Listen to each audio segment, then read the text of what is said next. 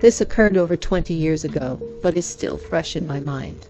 My son was born early at 32 weeks. We were lucky, and he had few issues, and we were able to bring him home a month after he was born. He came home on oxygen and caffeine due to a low heart rate. Once we were home, strange things began to happen. The cat refused to go in his room. And before my son was born, I was forever removing the cat from his room.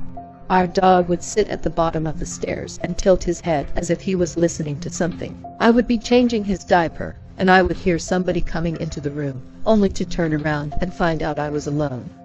A friend gave him a peekaboo big bird toy that would say peekaboo when you covered and then uncovered its eyes. This toy would go off all the time, even after I put it into a box in the closet.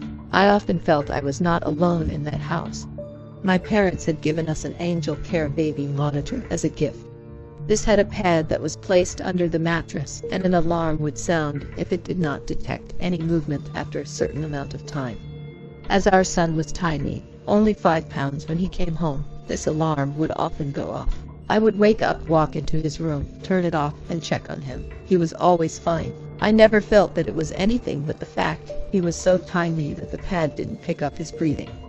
During this time, I would often dream of a woman I would find in his room. I never saw her directly, but would dream I saw the shadow of a woman with long hair standing and reaching into his crib. The dreams never scared me, but I did find them very odd but comforting at the same time. I can't remember how long he had been home, but it was at least a month. He was still on oxygen and still on caffeine. I slept on the right-hand side of the bed, next to the bedroom door, and my husband slept on the left-hand side. I was asleep and was woken up by being shaken roughly on the door side of the bed. I woke up and looked over at my husband and said, "Why are you shaking me?"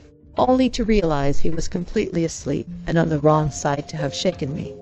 I immediately jumped up and ran to my son's room and flipped the light on, something I had never done to this point. I heard a gasp from the crib. Often when babies spontaneously stop breathing, you just need to startle them to begin again. I truly believed that he had stopped breathing, and my turning on the light startled him into breathing again. After this episode, the dreams and strange occurrences with the pets and toy continued until my son came off the oxygen and caffeine. Once that happened, the odd occurrences stopped. The pets stopped acting weird, and the big bird toy never went off on its own again. I believe that someone came home with him to keep him safe.